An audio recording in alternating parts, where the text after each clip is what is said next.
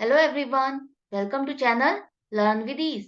आज का टॉपिक है हमारा फाइनेंशियल स्टेटमेंट का, जिसमें हम सॉल्व करेंगे क्वेश्चन नंबर 10 को। और इस क्वेश्चन में आप सीखोगे नेट सेल वैल्यू और जीपी निकालना।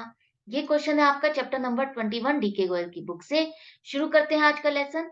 यहाँ पर जो डाटा दिया गया है, इसको लेकर के आपको निकालनी है वैल्यू नेट सेल की और जीपी की। किस तरह से निकालोगे, देखो।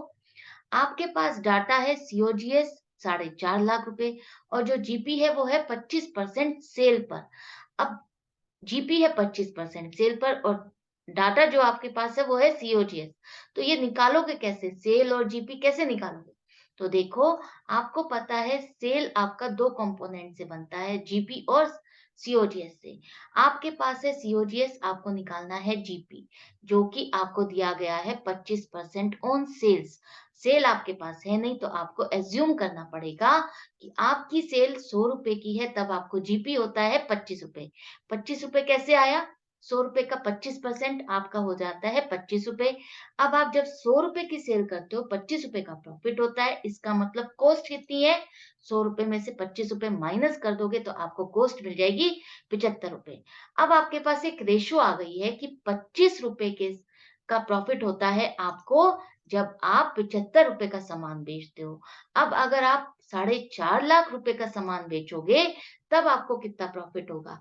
तो ये आपके पास जो रेशो आ गई है, इसी रेशो में अगर आप 4.5 लाख रुपए को मल्टीप्लाई कर दोगे तो आपके पास अमाउंट आ जाएगी 1.5 लाख रुपए।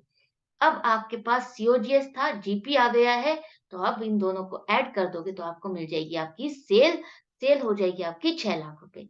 यही आपके क्वेश्चन में पूछा गया था, हमने दोनों ही वैल्यू फाइंड कर ली है। इस तरह से ये क्वेश्चन आपका कंप्लीट हो जाता है।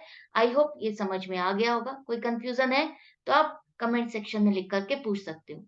मैं मिलूंगी नेक्स्ट वीडियो में नेक्स्ट क्वेश्चन के साथ, लेकिन आप जाने से पहले चैनल को सब्सक्राइब जरूर कर देना।